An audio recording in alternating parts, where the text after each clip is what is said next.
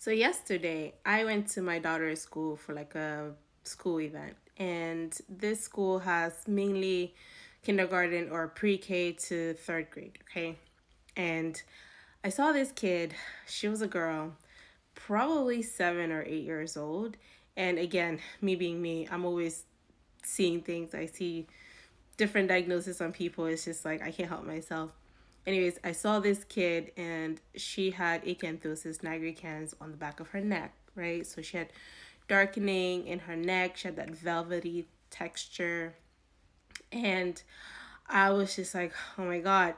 Like, again, I see insulin resistance everywhere, right? And so in my head, I was like, oh my God, this is terrible.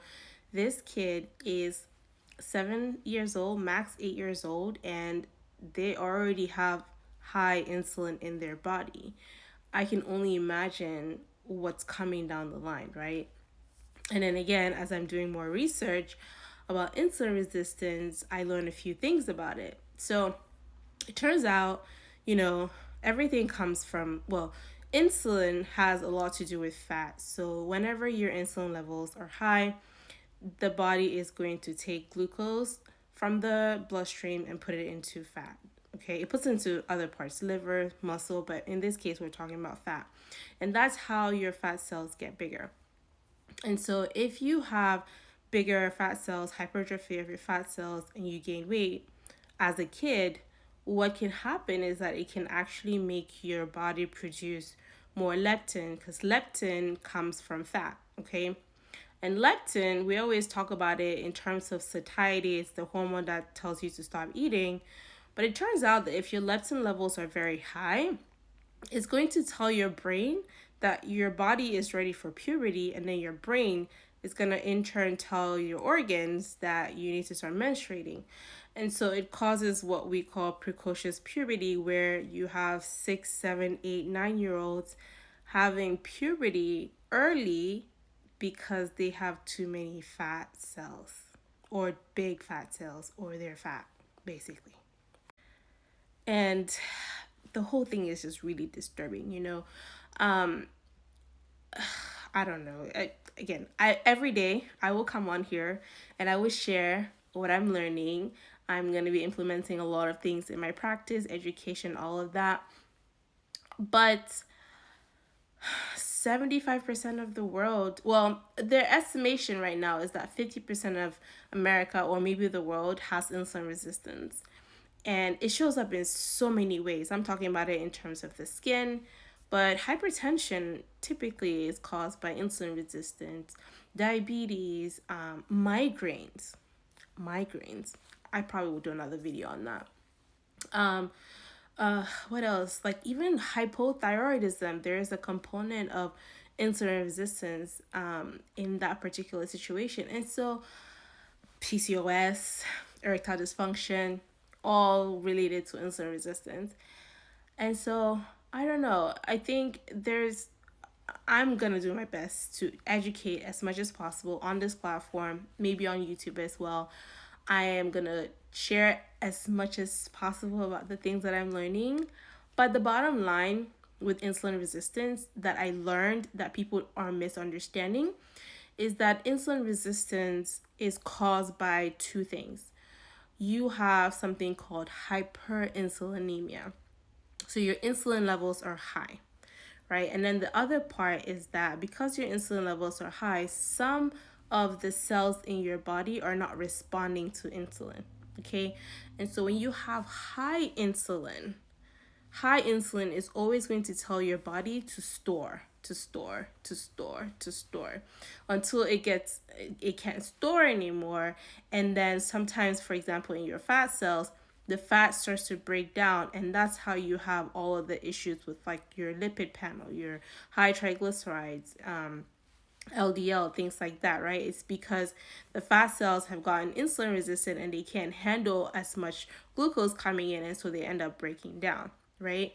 And so the most important part of insulin resistance, from what I'm learning, a lot of people say it's to cut carbs and everything, and that is partially true.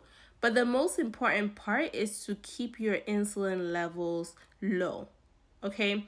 Because as long as your insulin levels are low, there is no fat or no glucose going into your fat cells, okay?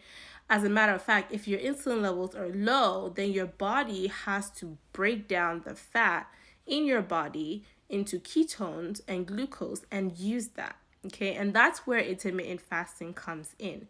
So for a lot of people, like, they think if you fast, you're starving. You're not going to starve unless you're anorexic, okay? So if there's fat on your body, there is intermittent fasting is absolutely something that you can use to lower your insulin, okay? So think of it this way. When you're sleeping, you want to be fasting, right?